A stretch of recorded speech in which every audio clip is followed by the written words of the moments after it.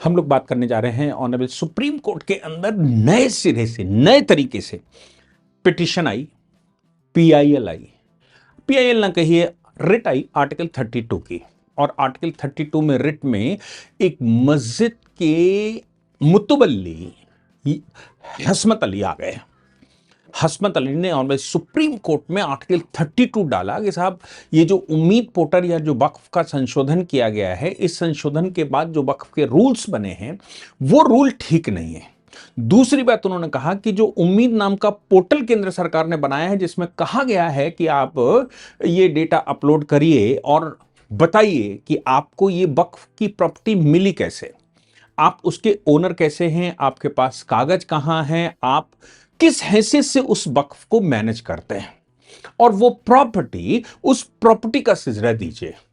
वो वक्फ कब बनी, कैसे बनी, आपके नाम प्रॉपर्टी है, वक्फ बाय यूजर भी अगर है तो वक्फ बाय यूजर भी डालिए। वक्फ बाय यूजर से मतलब मतलब जो सबसे बड़ी उनकी समस्या है वो वक्फ बाय यूजर की है कि साहब वक्फ बाय यूजर मतलब हम अब वक्फ बाय यूजर को जरा ध्यान से समझिएगा। जो अभी कोर्ट में चैलेंज हुआ है, कोर्ट उस पर अभी वर्डिक्ट देगा।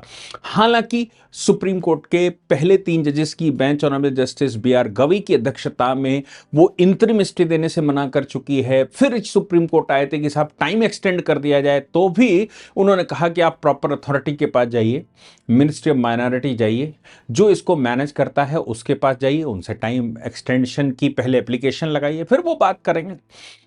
किरण रिजिजू साहब से लोग मिले भी थे, कुछ वार्ता भी हुई थी, ये भी कहा गया था कि नहीं वो टाइम बढ़ा रहे हैं, वो अलग अलग विषय है।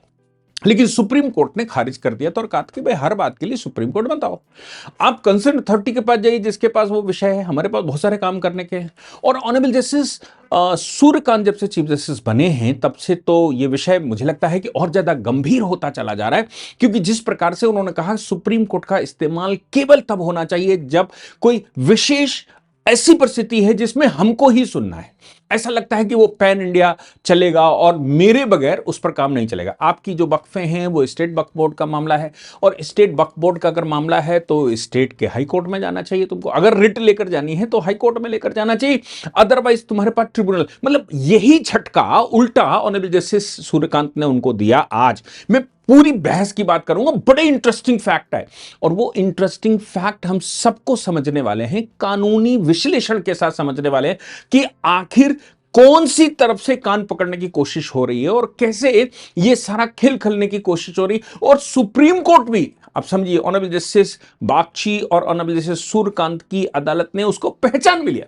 कहा तुम्हारा मेन इशू ये नहीं है, मेन इशू कुछ और है जो तुम मेरे पास लेकर आए हो, और जो इशू लेकर आए हो वो इशू हम एड्रेस कर नहीं सकते, वो हमारे मतलब का नहीं। वो या तो हाई कोर्ट जाओ या फिर हम आपको बता रहे हैं कि आपके पास उस एक्ट के तहत ट्रिब्यूनल है, ये सारे इश्यूज ट्रिब्यूनल में भी जा सकते हैं। ट्रिब्यूनल के पास जाइए, ट्रिब्यूनल डिसाइड करेगा, फिर हाई कोर्ट के पास जाइए, हाई कोर्ट डिसाइड करेगा, फिर कभी हमारे पास आइए। ये सीधा आर्टिकल 32 की रिट का मामला नहीं बनता है कि साहब हमारे फंडामेंटल राइट, वक्फ की प्रॉपर्टी क्या आपका फंडामेंटल राइट है? वक्फ की प्रॉपर्टी आपका फंडामेंटल राइट, मतलब वक्फ तो सार्वजनिक संपत्ति होती है। और जो मैं जानता हूं, सार्वजनिक संपत्ति तो पाकिस्तान बन गया। जितनी वक्फ की सार्वजनिक संपत्तियां थी उसके एवज में तो पाकिस्तान दे दिया। अब ये जो मुस्लिम सार्वजनिक संपत्ति हैं वो हिंदुस्तान में वो भी वक्फ बनी रहेंगी। कमाल की बात है। तो आप जो सार्वजनिक संपत्ति का मामला आता है, इसमें आपका आर्टिकल 32 फंडामेंटल राइट्स का रिट कैसे आ जाएगी, ये मुझे बताएं। सुप्रीम कोर्ट ने कहा कि भाई ये तो बनता नहीं, लेकिन तुम्हारा जो मेन इश्यू है, जिस इशू की तुम चर्चा कर रहे हो, वो इशू कुछ और है। क्या, किस नए तरीके से है उसको समझने की कोशिश करते हैं। सुप्रीम कोर्ट में पहली प्ली उन्होंने की कि साहब जो उम्मीद पोर्टल बनाया है केंद्र सरकार ने, और उम्मीद पोर्टल पर सभी वक्फों को जो भी कह रहा है कि ये वक्फ है उसको वो डेटा अपलोड करना पड़ेगा और ये बताना पड़ेगा कि उसके पास इसकी ओनरशिप कैसे आई, वो इसका मालिक कैसे है। अब कोई कहता है कि साहब हम यूजर से हैं, तो वक्फ बाय यूजर के 2 इंटरप्रिटेशन है। वो समझते हैं। और उसके साथ सुप्रीम कोर्ट पहले कैसे कह चुका है और उम्मीद पोर्टल पर केंद्र सरकार ने उसको क्यों ऐसे करके डाला, इसके पीछे भी सुप्रीम कोर्ट के पुराने जजमेंट हैं, जिसको मुझे लगता है वेल रिसर्च तरीके से उसको किया गया है। और मैं समझता हूं कि जब हम जगदंबिका पाल जी के सामने प्रेजेंट हुए थे वक्फ के विषय को लेकर, तब मैं वो चारों जजमेंट उनको बाई हैंड देकर आया था और बता कर आया था कि ये चार जो है जजमेंट है, इन जजमेंटों को सुप्रीम कोर्ट के चूंकि फाइनल जजमेंट है, जब भी हम वक्फ के रूल्स बनाएं तो इन जजमेंटों को उसमें जरूर डालें। फिर बाद में अगर ये इसको चैलेंज करते हैं तो ऑलरेडी सुप्रीम कोर्ट उस पर पिछला हवाला देते हुए कई बार कह चुका है, इसलिए इनका ये चलेगा नहीं। तो उन जजमेंटों की भी चर्चा करेंगे जिसको इनकॉर्पोरेट करते हुए उम्मीद पोर्टल पर यह व्यवस्था की गई। तो उनका पहला इशू था कि साहब डेटा अपलोड नहीं हो पा रहा है। और डेटा अपलोड नहीं हो पा रहा है का मतलब उन्होंने कहा कि जो उम्मीद पोर्टल है उसमें कुछ टेक्निकल क्लिंच है। ये तो बहुत सारे लोगों की है और देश भर में ये आंदोलन चल रहे थे कि हम डेटा नहीं डालेंगे, ये आंदोलन चल रहा था कि हम नहीं करेंगे। तब केंद्र की सरकार ने उस समय भी कहा था और राज्य सरकारों ने, खासतौर से योगी जी, हेमंत विश्व शर्मा जी, धामी जी, इन्होंने कहा था कि भाई टाइम पूरा होने के बाद अगर वो वेरीफाई नहीं हो पाता है तो हम बुलडोजर चला देंगे और वो प्रॉपर्टी राज्य सरकार की हो जाएगी। और योगी जी, धामी जी तो ऑलरेडी सर्वे भी कराए बैठे हैं, जिन्होंने ये घोषणा भी कर दी है कि 97% प्रॉपर्टियां, इसका डेटा इनके पास नहीं। और ये बात तो कपिल सिब्बल साहब जब इंतरम स्टे लेने गए थे तब भी कह रहे थे कि साहब 98% संपत्तियों का मेरे पास डेटा नहीं है और 98% संपत्तियां जो वक्फ की हैं उनका कागज नहीं है, तो ऐसे तो सब चली जाएंगी। तब सुप्रीम कोर्ट ने कहा था कि भाई ठीक है, हम इंतरम स्टे नहीं देंगे, लेकिन आप प्रक्रिया पूरी करिए फिर बताते हैं।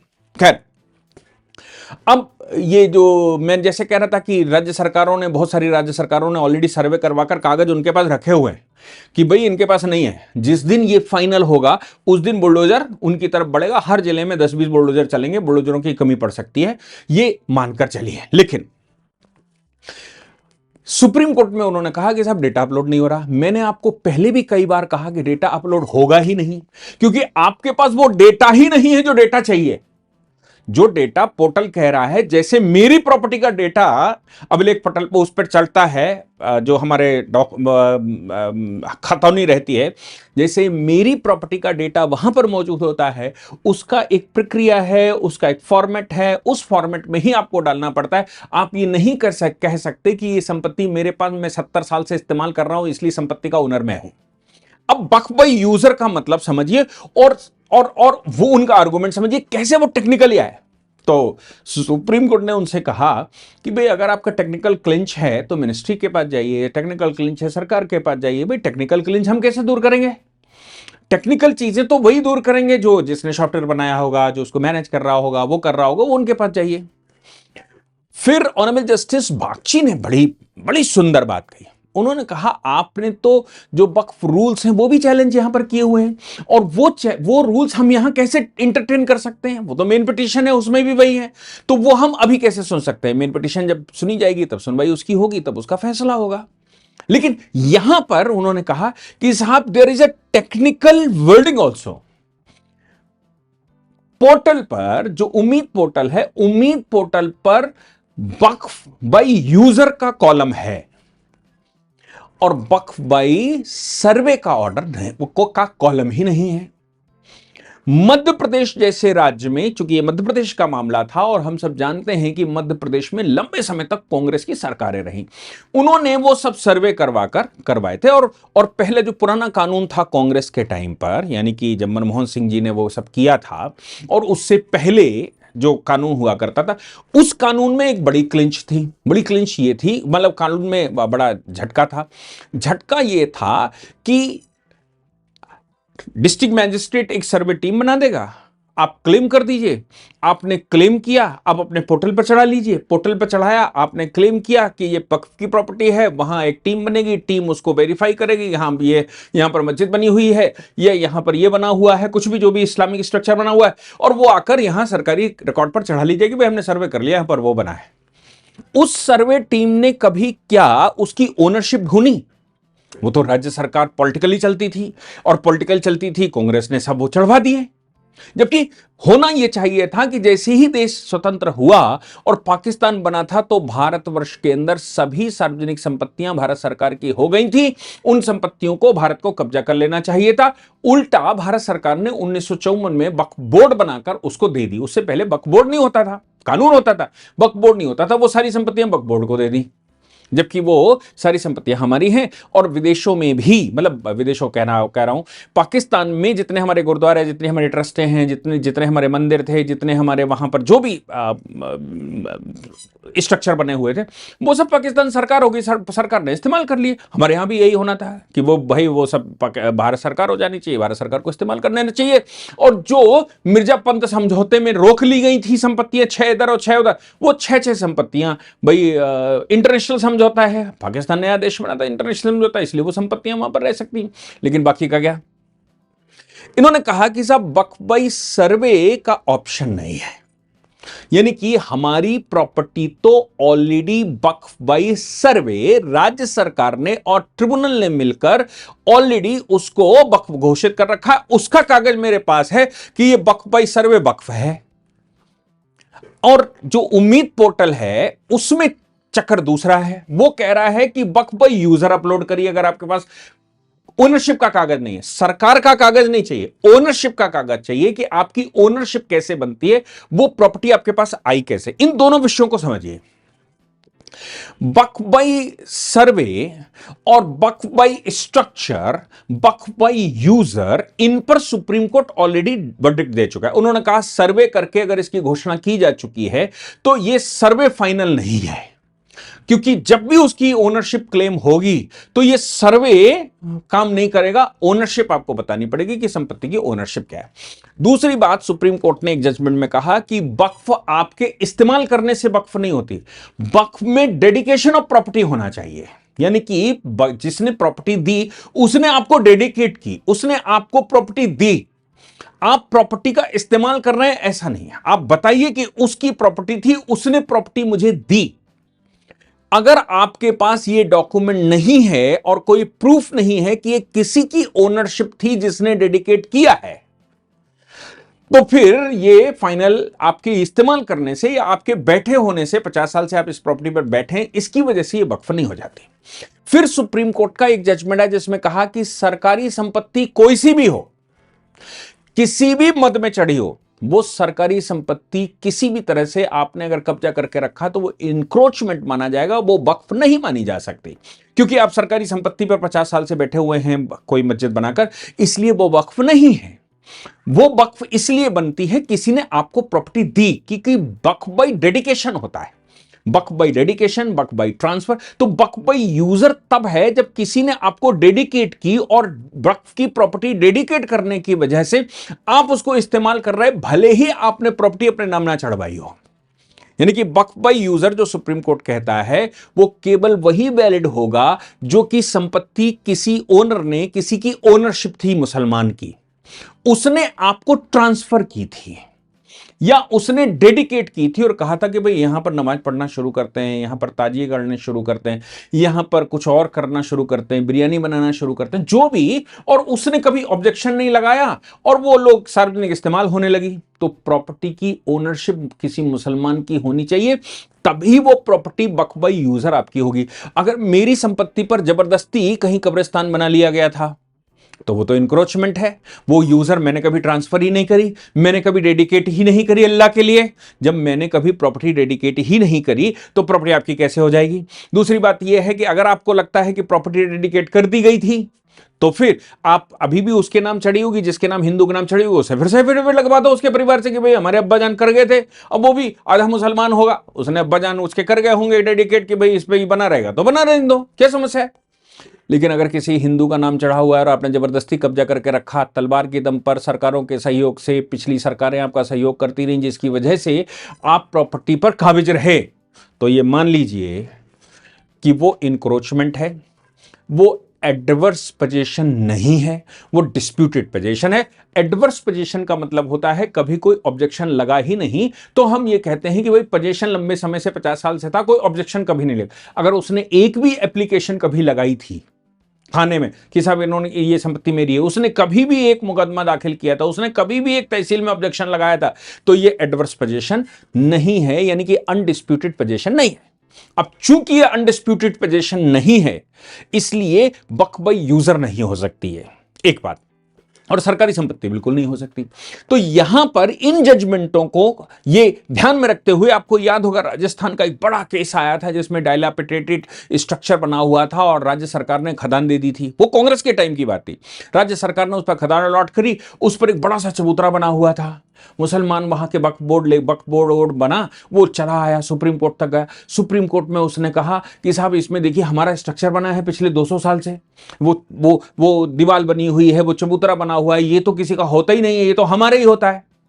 तब सुप्रीम कोर्ट ने कहा किसी भी स्ट्रक्चर बने होने से, कितनी भी भव्य इमारत क्यों ना खड़ी हो, स्ट्रक्चर बने होने से उसकी ओनरशिप आपकी नहीं हो जाती, आपको यह बताना पड़ेगा कि संपत्ति कैसी है। इसलिए वो जिंदल का मामला था राज्य सरकार के, Waqf board versus state of Rajasthan, तब राजस्थान सरकार के पक्ष में, कांग्रेस की सरकार के पक्ष में सुप्रीम कोर्ट ने जजमेंट दिया था और यह कहा था कि यह संपत्ति राज्य सरकार की है, चूंकि यह स्ट्रक्चर बना हुआ है, केवल स्ट्रक्चर प्रूफ नहीं होता, केवल कब्जा प्रूफ नहीं होता, केवल तुम्हारा वहां बैठना प्रूफ नहीं होता, इसके ओनरशिप के कागज तुम्हारे पास नहीं है और कोई भी तुम्हारे पास इसका प्रूफ नहीं है, इसलिए यह संपत्ति तुम्हारी। तो समझ लीजिए, देश भर में जो स्ट्रक्चर बने हुए हैं लाखों, इन स्ट्रक्चर का वक्फ बाय यूजर भी तभी वैलिड है जब किसी मुसलमान ने वो संपत्ति आपको दी हो, लेकिन ट्रांसफर ना हुआ हो आपके नाम, बाकायदा रजिस्ट्री ना की हो, लेकिन उसने यूज करने की अनुमति दे दी है, तब एडवर्स पोजीशन माना जाएगा और एडवर्स पोजीशन के आधार पर यह माना जाएगा कि यह संपत्ति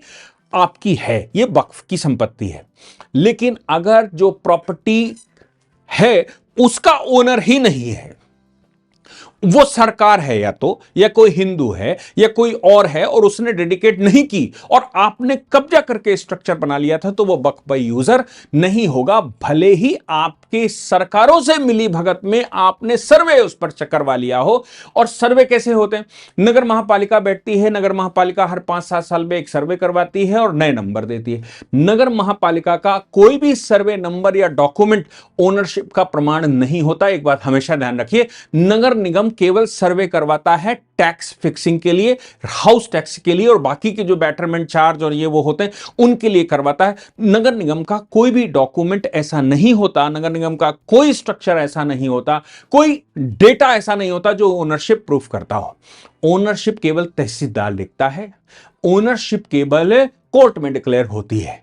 तो जो आप सर्वे अगर की बात कर रहे हैं कि भाई नगर महापालिका ने सर्वे करवा लिया था, जिला पंचायत ने सर्वे करवा लिया था, या हमने ट्रिब्यूनल ने सर्वे करवा लिया था, या डिस्ट्रिक्ट मजिस्ट्रेट से मिलकर उस समय की सरकार ने कोई 3 आदमी अपॉइंट कर दिए थे और वो देखाए थे कि यहां पर बना हुआ है, ये कोई भी सर्वे मान्य नहीं होते हैं लीगली। सुप्रीम कोर्ट कई बार कह चुका है कि अगर ओनरशिप का नंबर आएगा तो सर्वे फाइनल नहीं है, ओनरशिप आपको फिर भी दिखानी पड़ेगी। इसको जो सर्वे करके लिखा गया है, इसको मिस इंफॉर्मेशन कहेंगे, नक्शा दुरुस्ती या कागज दुरुस्ती का आपको एफिडेविट लगाकर तहसील के पास लगाना पड़ेगा। यानी कि कागज दुरुस्ती का मतलब होता है कि गलत तरीके से क्लरिकल मिस्टेक में वो चढ़ गया, डिस्ट्रिक्ट मैजिस्ट्रेट ने क्लरिकल मिस्टेक करके उसको चढ़ा दिया, जबकि उसके पास भी कोई प्रमाण इस बात का नहीं है कि ओनरशिप इनकी है और किसने इनको प्रॉपर्टी दी।